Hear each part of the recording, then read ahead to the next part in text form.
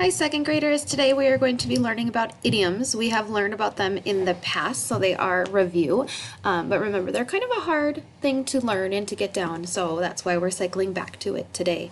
So remember, an idiom is an expression or a phrase or a saying that cannot be understood from the meaning of each separate word.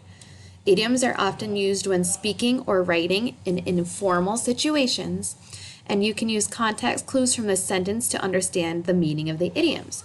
So if I say I am going window shopping, that doesn't mean I'm actually going to go pick out windows and shop for windows. It's an idiom meaning that I'm looking at items through the window, maybe walking by outside the store and just looking through the window and seeing like, what's in that store? Do I want to buy it? But probably not. I'm just going window shopping. If I say, you are as cool as a cucumber, that kind of just means you're super calm, you don't have any worries. Another idiom is saying, yeah, I'll do that when pigs can fly. That kind of refers to something that is highly unlikely to happen. So if you say, when pigs can fly, I'll get that done, well, that means you're probably not going to do it. A couple other idioms are Kaya was so nervous that her stomach was tied in knots. Her stomach wasn't actually all tied up in knots. It just means she was very nervous and she maybe had like an icky feeling in her tummy. Eliana chowed down her food. Means she ate her food really fast. She was hungry and she just chowed it down. My mom said, cut to the chase already, which means maybe I'm going on and on and on about a story, and she's just like, come on, get to the end. Tell me what the ending is. We are going to watch a brain pop on idioms here.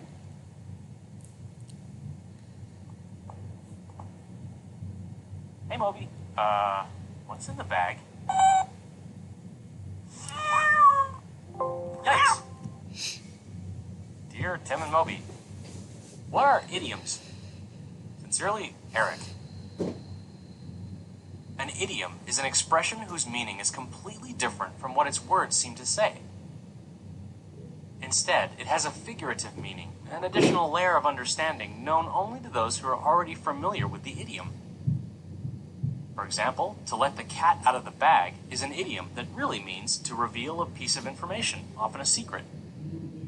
If you didn't know that figurative meaning, the words by themselves wouldn't make much sense at all. After all, who actually keeps cats in bags? And what do either have to do with secrets? All idioms share three common features. First, the intended meaning is totally unrelated to the literal meaning of the phrase. And you can't just substitute a word in the expression with a similar word. Like, you couldn't say, let the dog out of the bag and have it mean the same thing.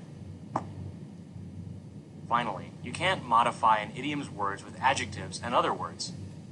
You might get some funny looks if you say, let the yellow cat out of the large bag to mean tell a secret.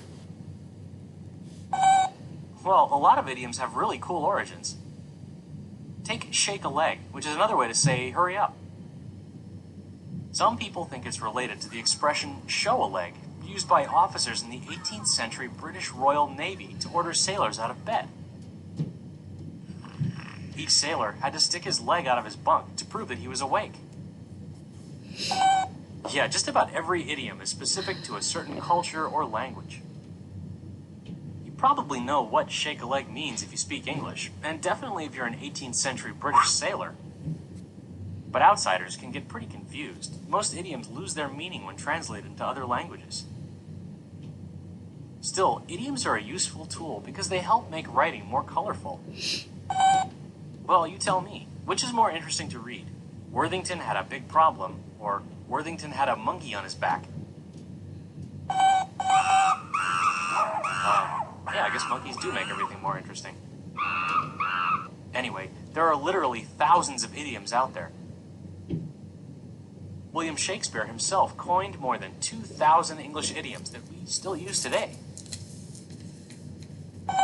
Well, a cliché is an idea or expression that's been overused to the point where it's boring and corny. Home sweet home and have a nice day are two clichés you've probably seen and heard a lot. Obviously, you want to avoid using clichés in anything you write. Problem is, it's not always easy to tell the difference between a cliche and an idiom because they're both well-used expressions. And actually, idioms can become cliches if they get overused. Well, you know how back in the 1990s everyone started saying, "Show me the money"?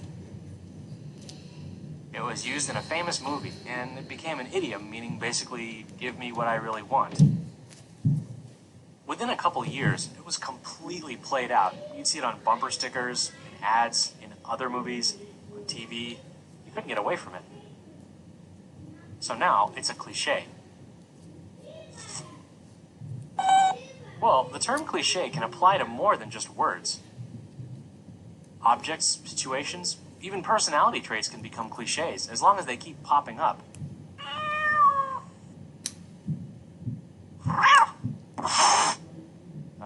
Moby? That bucket's only for kicking. All right, so those are idioms. Idioms are an expression that cannot be understood from the individual meanings of the words. So if I say I'm lightning fast, it means that I'm very fast. I'm super fast as lightning. Or if I have my head in the clouds, that's an idiom for having unrealistic or impractical ideas. Your job now is to go to IXL and open up DD1. So if you go there, you'll need to go to Language Arts. And this is a challenge one. So we're going to go to 4th grade. And you are going to find DD1. And so let's practice a couple together. It says, what is the meaning of jump on the bandwagon? Peter usually doesn't follow trends, but he jumped on the bandwagon and bought those sneakers. So what does jumped on the bandwagon mean? To do the popular thing or to sound familiar? So I know that using my context clues, Peter usually doesn't follow trends. Trends are popular things and he usually doesn't follow them. But this time he jumped on the bandwagon and he bought those sneakers. So he is going to do the popular thing by jumping on the bandwagon. So what is the meaning of high and dry? After her roommate moved out suddenly, Amanda was left high and dry, paying all the rent herself. So what does it mean being left high and dry? Does it mean without help? Or unable to be changed? She was left without help. No one was helping her pay the bills or the rent. She had to do it all of herself. So she was left high and dry. She was left without help.